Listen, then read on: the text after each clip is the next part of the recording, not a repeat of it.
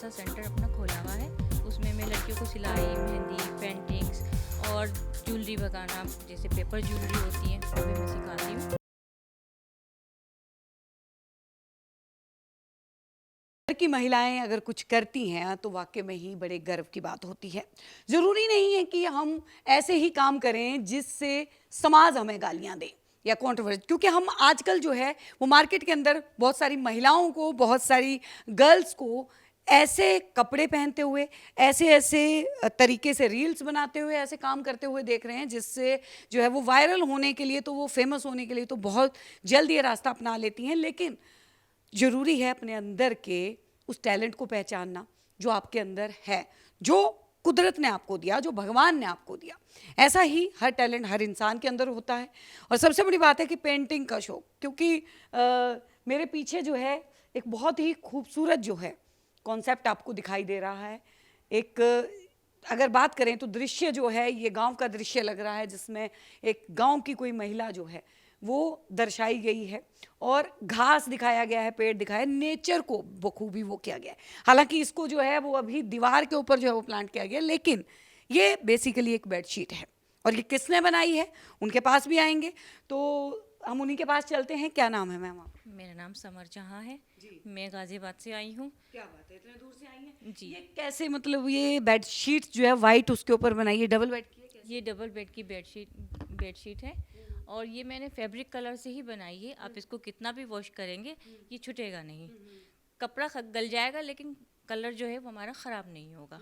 ठीक है। और मैंने अपनी 2 पेंटिंग्स और लगाई हुई हैं यहाँ पर, वो कैनवस पर बनाई है मैंने। और 20 साल पहले मुझे पेंटिंग बनाने का काफ़ी शौक था, अभी भी है, लेकिन बच्चों की वजह से या घर की बिजीनेस की वजह से तो मैं इतना कर नहीं पाती हूँ।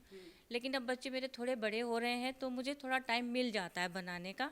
और मुझे माध्यम मिला है संपूर्णा के द्वारा अपने अंदर के हुनर को निकालने का, उसको आगे बढ़ाने का। अगर बात की जाए तो इस बेडशीट को बनाने में कितना जो है वो वक्त लग जाता होगा, क्योंकि पेंटिंग है, पहले इसको ड्रॉ करती हैं आप? जी, पहले मैंने इसको एक खाके पे ड्रॉ करा है, फिर उस खाके से मैंने इसको बेडशीट पे ड्रॉ इसको छापा है और छापने के बाद में फिर मैंने इसको कलर करना शुरू करा है। तो कलर करने में और सूखने में और एक बेडशीट रेडी होने में कितना वक्त लग जाता है? ये मैंने 1 हफ्ते के अंदर अंदर बना ली थी। 1 हफ्ते के अंदर? हाँ, मतलब इसको क्योंकि बना उस लिया। वक्त मुझे इतना काम नहीं था, मैं बिजी नहीं रहती थी, क्योंकि मेरी बहनें सारा काम करती थी घर का। और शादी के बाद तो मैं बिजी हूँ तो इतना वक्त नहीं मिल पाता है, लेकिन उस वक्त मैं फ्री थी तो मैं 1 हफ्ते में इसको रेडी कर लिया था। अच्छा, आजकल अगर बात करें तो जहाँ जी बहुत सारे मार्केट में ऐसी टेक्नोलॉजी आ गई है कि बड़ी जल्दी जल्दी जो है वो हर काम जो है वो हो जाता है। होममेड चीज़ें लोग फिर भी वो करते हैं कि यार जल्दी जाइए, क्योंकि उनकी डिज़ाइनिंग जो है वो और ज़्यादा आधुनिक होती है। होममेड बनी हुई है, इसमें वक्त भी लगेगा, सारी चीज़ें।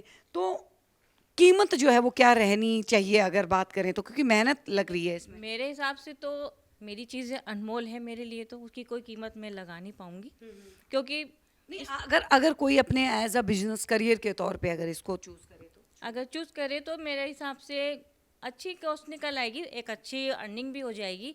अगर घर में बैठे हम अपना काम बढ़ा रहे हैं तो अर्निंग भी लेडीज़ को अच्छी हो, क्योंकि अपने हाथ का पैसा जो होता है हम उसको किसी भी तरह से अपने आप को खर्च कर सकते हैं, हमें उसको किसी को हिसाब नहीं देना है उसको।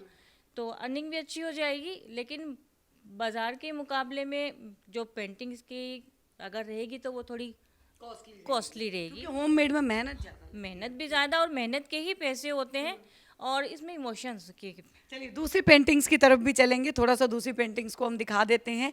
ये भी जो है वो इन्हीं के द्वारा बनाई गई पेंटिंग्स हैं, समर जी के द्वारा ही। तो समर जहाँ जी, यहाँ पे भी आपने एक गांव का दृश्य लिया, लगता है कि गांव की संस्कृति से ज़्यादा जुड़ी हुई जी, है। मैं गांव से ही हूँ, मेरी जो पैदाइश है वो गांव की ही है। लेकिन ये जो पेंटिंग है ये एक पेपर पे थी, न्यूज़पेपर में थी। ये सोच किसी और की है, लेकिन उस पेपर में से मैंने इसको ड्रॉ करा है। हाँ, ड्रॉ करा था, क्योंकि ये सोच किसी और की, लेकिन बनाई कि मैं। देखिए गाना भी है बहुत पुराना कि आज फिर जीने की तमन्ना है, आज फिर उड़ने का इरादा है। तो अगर बात करें तो समर जी ने ये बहुत अच्छी जो है वो पेंटिंग यहाँ पे बनाई। अब सबसे बड़ा जो सवाल है वो सवाल ये है कि सीखी है आपने?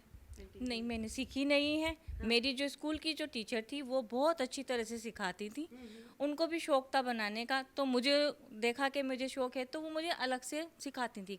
स्कूल में ही मैंने सीखी थी 10th क्लास। जी, 10th क्लास में मैंने सीखी थी। तो वो मेरी जो टीचर थी उनको मज़ा आता था मुझे सिखाने में, और मुझे सीखने में मज़ा आता था। मुझे पढ़ाई में इतना इंटरेस्ट नहीं था, लेकिन इन चीज़ों में मुझे आर्ट एंड क्राफ्ट में, कला में था। जी, तो अभी मैंने अपने सूट्स भी बनाए हैं, दुपट्टा भी बनाया है अपनी ही पेंटिंग अपनी ही पेंटिंग से। आज तो खैर नहीं मैं पहन के आई हूँ, लेकिन मैं परसों पहन के आई थी, तो शोभा मैम जी ने मेरी काफ़ी तारीफ़ करी थी कि अरे वाह बड़ा अच्छा बनाया है, घर में ही बनाया है। मैं क्या, मैंने अपने हाथ से बनाया है। तो अभी हैंड पेंटिंग का काफ़ी महंगा मिल भी रहा है। तो फिर अगर बात करें तो फेवरेट जो है वो पेंटर या डिज़ाइनर ऐसा कौन है आपका जो कि जिनसे लेके थोड़ा बहुत आप समझती हैं कि वो मेरे लिए मेरा आइकन बन सकते हैं? अभी तो मुझे जो पेंटिंग्स जिसकी दिख जाती है मैं ज़्यादा बना लेती हूँ उन्हीं को देख के। इतना नाम से मैं ज़्यादा वाकिफ़ नहीं हूँ। चलिए तो देखिए ये हमारे साथ में जो है वो समर जहाँ थी और तमाम बड़ी खूबसूरत पेंटिंग जो है वो यहाँ पे बनाई गई, और ये भी संपूर्णा के साथ जुड़ी हैं। तो हमारी तरफ से भी बहुत बहुत शुभकामनाएं आपको समर जहाँ जी कि आप आगे जो है वो अपने टैलेंट को लेके आएँ। और सबसे बड़ी बात है कि जो बच्चे सीखना चाहते हैं उनको भी कुछ ऐसे आइडियाज़ जो हैं वो आप आगे दें। कुछ कहना चाहती हैं? जी, मैं सिखाती भी हूँ। मैं लड़कियों को, मेरे पास लड़कियाँ सिलाई भी सीखने आती हैं। मैं काफ़ी चीज़ें सिखाती हूँ।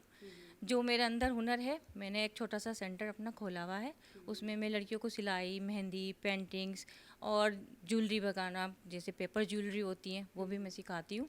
और ये जो हमारी पेंटिंग्स है इसको हम चूड़ी पे, चप्पल पे, अपनी मैचिंग ईयरिंग, मतलब हम कहीं भी पर अपने इसको यूज़ कर सकते हैं। जी, तो देखिए अगर आपको कैसा लग रहा है ये टैलेंट और महिलाओं का आगे बढ़ना, क्योंकि सरकारें भी लगातार कहती हैं अब तो आरक्षण भी मिल गया है 33%, और अगर बात की जाए तो महिलाओं के लिए प्रधानमंत्री मोदी भी कहते हैं कि देश की महिला को सशक्त होना जरूर पड़ेगा। तो मैं देश की महिला अब आगे आ रही हैं, सशक्त हो रही हैं, आप लोग क्या समझते हैं? ये कैसा कदम है हमें ज़रूर बताइएगा, बने रहिए। आप देख रहे हैं सौगंध टीवी, सौगंध वतन की।